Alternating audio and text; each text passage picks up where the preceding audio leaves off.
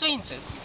మీకు తెలుసో లేదో, ఒకప్పుడు శివాజీ మహారాజు గారు ఉదయాన్నే 5 గంటలకు లేచి తన పూజా సామాగ్రితోటి ఇక్కడ స్నానానికి వచ్చేవాడు. అప్పుడు ఇలా వచ్చేసి ఇక్కడ 2 మెట్లు ఉండేవి. ఈ 2 మెట్లు ఒక మెట్టు దిగుతున్నా, ఎందుకంటే ఇప్పుడు పాములు ఉంటాయని మనకు కొంచెం భయంగా ఉంటుంది అనుకో. ఇదే వాటరు. అంటే వాటర్ కూడా అంటే నీకు తెలియదు కాబట్టి నేను ఇక్కడ చూసి చెప్తున్నాను. షాక్ వస్తుంది వాటర్ కూడా. The power of king Shivaji.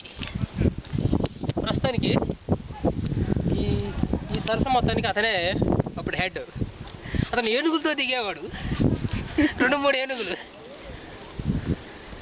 ఇందులోకి దిగేవాడు.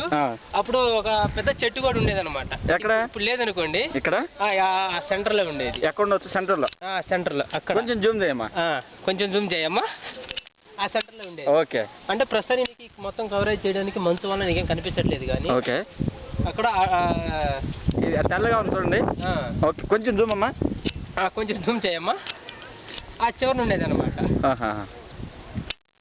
అదేమ్మా.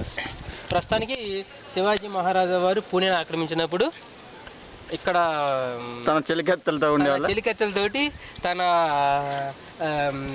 భామలతోటి 101 మంది అమ్మాయిలతో 101 మంది ఉండొచ్చు, 120 మంది ఉండొచ్చు. మరి ఆయన ఎవరు? ఆయన శివాజీ మహారాజు లాగా ఉన్నారు. మగధీరాలో వాడు విల్ల ఉంటాడు కదా, ఏం పేరు పేరు? రణదేవ్ బిల్ల. మరి ఇక్కడికి ఎంత వచ్చాడు? అతను ఆత్మ ప్రజెంట్ ఎక్కడే తిరుగుతున్నాడు ఈ మధ్యలోనే.